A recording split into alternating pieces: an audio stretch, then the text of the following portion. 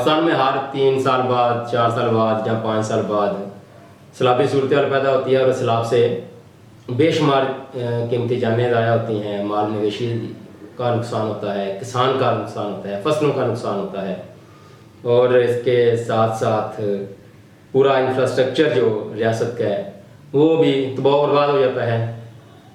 और हम हर साल वादे वायद करते रहते हैं, हमें पता होता है आखिर मौसमियाती तब्दीलियों, और ये पाकिस्तान मौसमियाती तब्दीलियों से मुतासरा टॉप 5 में है, बल्कि सबसे ज़्यादा ही होगा, मगर कोई वाजिया हिकमत अमली नहीं हम बना सके। बतौर रियासत पाकिस्तान ने कभी भी मौसमियाती तब्दीलियों के ख़िलाफ़ सिर्फ आवाज़ उठाते हैं, बात करते हैं, लेकिन जो काम करने चाहिए वो नहीं कर पाते। हालिया सैलाबों में आप देखें कि 70% पाकिस्तान जो है इस वक्त बिलखसूस पंजाब और खैबर पख्तूनख्वा, तो आखिर ये आगे सिंध तक जाएगा, फिर बलूचिस्तान में वही तबाहकारी होगी। ये 70% जो इलाका है ये इस वक्त पानी में डूबा हुआ है। वहाँ लोगों को खाने पीने की मुश्किलात, माल मवेशी जो उनके लिए चारा, आप इसका ज़बानी जमा पूंजी हम कुछ नहीं, ज़बानी कलामी हम कुछ नहीं कर सकते कि सिर्फ बातें करते हैं और ये वक्त गुजर जाता है और हर सैलाब के बाद एक जो तारीख है वो लंबी गम की दास्तान जो है वो छोड़ जाता है। अभी पिछले सैलाब की तरह तबाहकारी वो कवर नहीं होती कि अगला सैलाब आपके मुल्क में आ चुका होता है। ये सिलसिला उस वक्त तक नहीं रुकेगा जब तक आप ठोस हिकमत अमली नहीं अपनाएंगे। इस सैलाब के दौरान जहाँ बड़े बड़े दिलखराश वाक़यात सामने आ रहे हैं, वहाँ इंसानियत के लिहाज से भी बड़ी अच्छी मिसालें भी सामने आ रही हैं। लोग बहरहाल एक दूसरे की मदद कर रहे हैं, जो लोग अफोर्ड कर सकते हैं वो अलान खासकर सोशल मीडिया पर ये पैगाम दे रहे हैं कि हमारे पास फलां जगह है या हमारे पास ट्रांसपोर्ट फलां है, तो हम दूसरों की मदद के लिए कुछ जगह दे सकते हैं, या किसी को एक जगह से दूसरी जगह ट्रांसपोर्ट करना है तो उस मामले में हम मदद कर सकते हैं।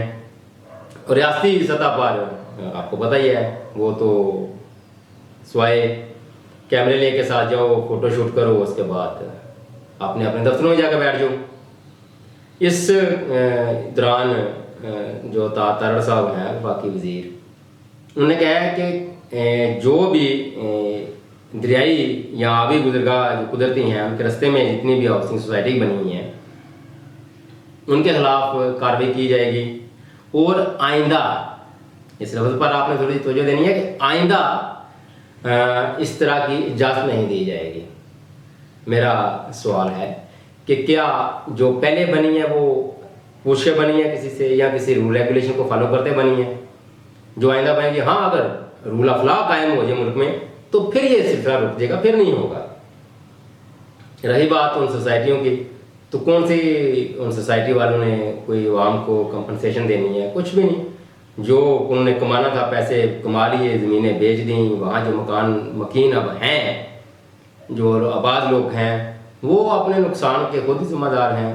जाहिर है जहाँ एक तरफ बेचने वालों का या कब्जा करने वालों का या जिन्होंने कुदरती आबी गुजरगाहों से गाँव के दरमियान ये सब कुछ कब्जे करके बनाए, वहाँ खरीदारों को भी तो पता ही था ना, वो खरीदार बंदे तो नहीं थे। इनमें DHA, Bahria Town, Park View City, अब ये इतने बड़े बड़े नाम हैं, इतने बड़े बड़े इदारे हैं, इनके खिलाफ उस वक्त तक रियासत तो कार्रवाई नहीं कर सकती जहाँ रूल ऑफ लॉ ना हो। वहाँ इन जैसे मगरमच्छों के खिलाफ कार्रवाई मुश्किल नज़र आती है। रही बात वफाकी वज़ीर साहब की, तो ठीक है, बयानबाजी उन्होंने कर दी है, बयान दे दिया है, अखबार में छप गया है, वो हमने पढ़ लिया है। अब अमली तौर पर क्या होता है वो आपको सामने नज़र आ जाएगा। अगर अमली तौर पर रूल ऑफ लॉ होता तो पाकिस्तान की 77 साल तारीख में ये जो गंद मचा हुआ ये होता, ये कभी ना होता। अब आते हैं आपके वज़ीर ख़जाना के बयान की तरफ। इस पर भी आप सर दनिएगा और सोचिए कि किस तरह के लोग आप पर मुसल्लत कर दिए जाते हैं। वज़ीर ख़जाना साहब कहते हैं कि पाकिस्तान अपने डोनर्स को कोई काबिल अमल मंसूबा पेश ही नहीं कर सका। यानी दुनिया आपको पैसे देना चाहती है, दुनिया आपकी मदद करना चाहती है, सैलाब ज़दगान की मदद करना चाहती है, सैलाब के खिलाफ, मौसमियाती तब्दीलियों के खिलाफ आपकी मदद करना चाहती है, लेकिन रियासत पाकिस्तान कोई भी एक काबिल अमल मनसूबा पेश नहीं कर सकी। अंदाजा करें, ये कल की यानी आज 29 तारीख है, 28 तारीख की शाम को जो ये मीडिया पर चल रहा था, ये हाल है नाअहली, बदनुमानी, करप्शन, आगे आपको जो कुछ और चंद कोई अल्फाज मिलते हैं वो भी लगा रहे हैं। इस तरह की सूरत हाल में आप ये तवक्को रखें कि आइंदा नहीं होगा तो यही कुछ होगा।